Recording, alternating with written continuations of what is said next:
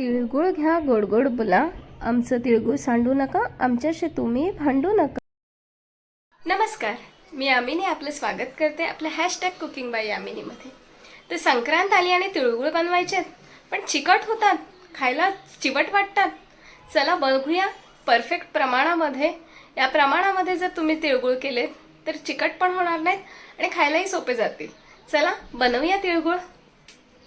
तिळगुळ बनवण्यासाठी आपल्याला लागणार आहे अर्धा किलो तीळ, इथे अर्धी वाटी शेंगदाणे घेतलेत, अर्धी वाटी सुक्या खोबऱ्याचा किस आहे, हे थोडी वेलची पावडर आहे आणि हे अर्धा किलो चिक्कीचा गुळ घेतलाय मी. तर आता बघूया आपण तिळगुळ कसे बनवायचे.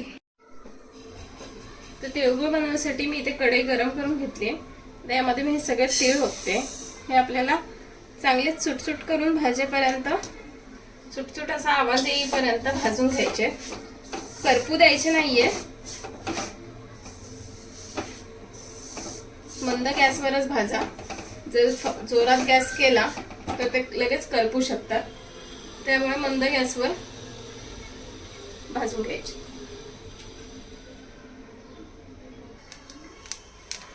तर बघू शकता इथे आपल्या तिळांचा छान कलर सुद्धा बदललाय आणि ते करपलेले नाहीये, व्यवस्थित भाजले गेलेत आणि आवाज तुम्ही ऐकू शकता.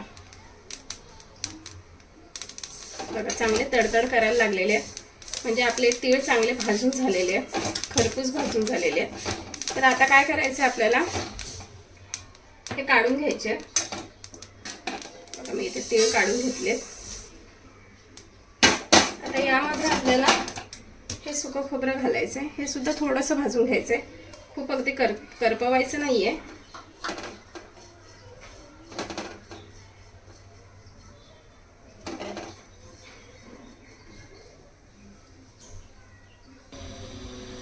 तीळ मला मंद गॅसवर भाजायला साधारण 5 ते 7 मिनिटं लागली.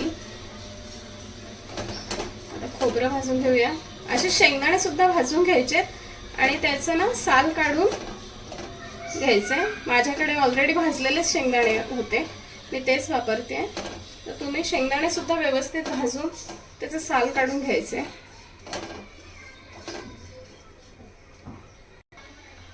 तर आपलं खोबरं भाजून झालेलं आहे, ते सुद्धा काढून घेऊयात आपण.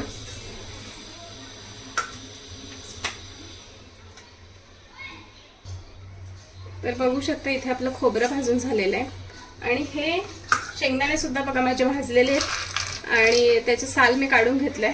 आता काय करायचं, शेंगदाण्यांना आपल्याला एकदम बारीक नाही पण थोडंसं जाडसर असं वाटून घ्यायचंय. तर चला मी वाटून घेते शेंगदाणे. तर बघू शकता मी अशा पद्धतीने हे शेंगदाणे वाटून घेतलेले आहेत. आता आपल्याला ह्या भाजलेल्या तिळामध्ये हे शेंगदाण्याचा कूट आणि हे जे खोबरं आपण भाजलेलं आहे हे थोडंसं हाताने असं कुचकरून यामध्ये टाकायचं आहे. मिक्सरला फिरवलं तर खूप बारीक होतं ते, म्हणून मिक्सरला न फिरवता थोडंसं असं हातानेच करायचं आहे. झालंय बारीक, हे असं आपल्याला टाकायचं आहे. शेंगदाण्याचं कूटही तुम्ही तसं खलबत्त्यात कुटून घेऊ शकता. ही वेलची पावडर ही टाकते मी, हे मिक्स करून घ्यायचं.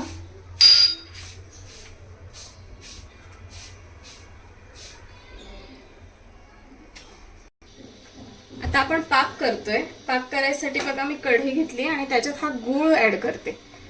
हा अर्धा किलो गूळ आहे, चिक्कीचा गूळ आहे. तुम्ही साधाही वापरू शकता पण मी चिक्कीचा गूळ वापरते इथे. तर हा गूळ घ्यायचा आहे. याचा एकतारी वगैरे पाक करायचा नसतो. गूळ वितळला की आपण हे मिश्रण सगळं एकत्र करणार आहोत. एकतारी पाक जर ह्याचा बनवला तर ते खूप कडक लाडू होतात.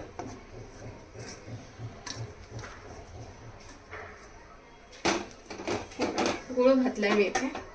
आता हा आपण वितळवून घेऊया. बघू शकता इथे आपला गूळ आता वितळलेला आहे. आता याच्यामध्ये आपण हे सारण टाकूया.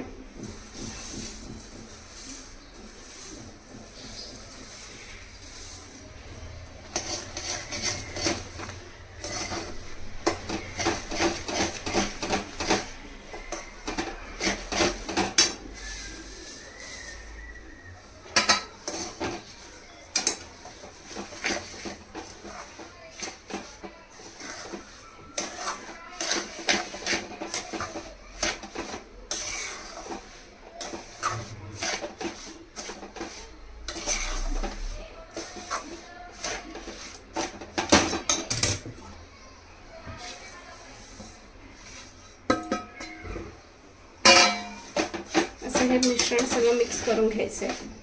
आणि हे लाडू गरम गरमच आपल्याला वळायला लागतात, कारण की गार झालं की वळले जात नाहीत ते, म्हणून गरम गरमच आपण लाडू वळायचे आहेत. आता आपल्याला गॅस बंद करून घ्यायचा आहे, कारण आपलं सारण तयार आहे. आता काय करायचं, मी थोडंसं सारण वेगळं काढून घेते, कारण की ते खूप गार झालं की मग नंतर वळता येत नाही, त्याच्यावर झाकण घालते. आणि आता हाताला थोडंसं तूप लावायचं, जेणेकरून आपल्याला गुळाचा चटका हाताला बसणार नाही. आणि थोडंसं सारण घेऊन याचे गोल गोल लाडू वळून घ्यायचे. हे वळायला खूप सोपे असतात, बघू शकता तुम्ही. या पद्धतीने आपल्याला हे लाडू करून घ्यायचे. बघा किती सोपे, अगदी पटकन सहज वळल्या जातात हे लाडू. अगदी छोटी मुलं सुद्धा वळू शकतात. बघा अशा पद्धतीने आपल्याला आता हे सर्व लाडू करून घ्यायचे.